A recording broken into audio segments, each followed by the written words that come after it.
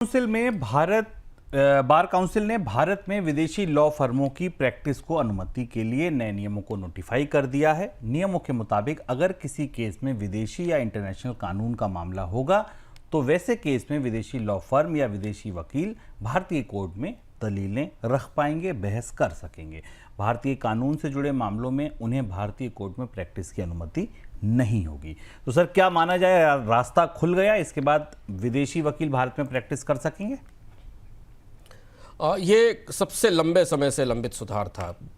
लगभग 1992-93 के दौरान जब भारत में एक आर्थिक सुधार शुरू हुए थे, उस समय से फॉरेन लॉ फर्म्स को और फॉरेन लॉयर्स को भारत में लाने की कोशिश की जा रही है। बराबर इसका विरोध होता था।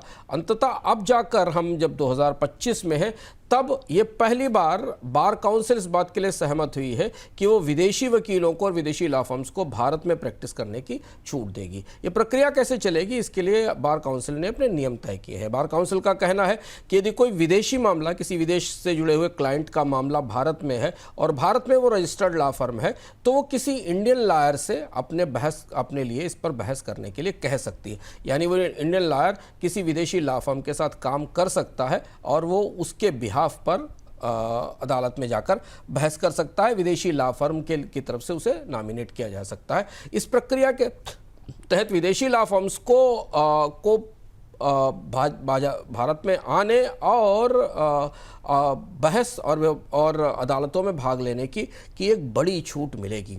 इसके अलावा ये भी कहा गया है कि भारतीय लॉयर जो भारत में रजिस्टर्ड है, बार एसोसिएशन के पास रजिस्टर्ड है, वो विदेशी लॉ फर्मों के साथ भी काम कर सकते हैं। सरकार का सांख्यिकी मंत्रालय इसी महीने से देश में नए लेबर फोर्स सर्वे के मासिक आंकड़े जारी करेगा। नए सर्वे में पुराने सर्वे के मुकाबले ज़्यादा जानकारी होगी।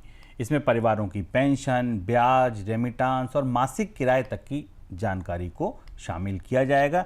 जमीन की होल्डिंग भी इस सर्वे का हिस्सा होगी।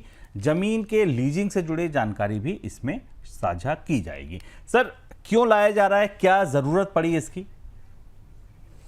भारत का जो सबसे महत्वपूर्ण लेबर सर्वे है, जिसको PLFS कहा जाता है, periodic labour force survey, periodic इसलिए है कि ये समय समय पर होता है।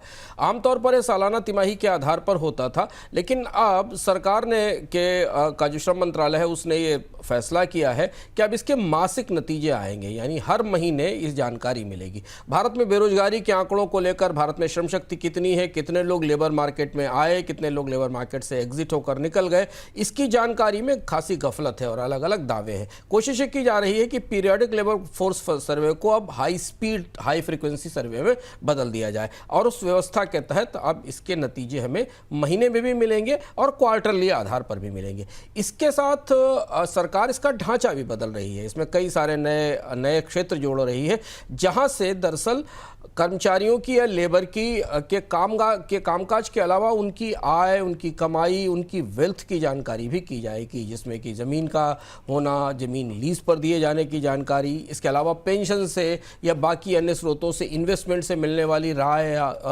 आय या उसकी राशि, उसके बारे में भी बताना होगा।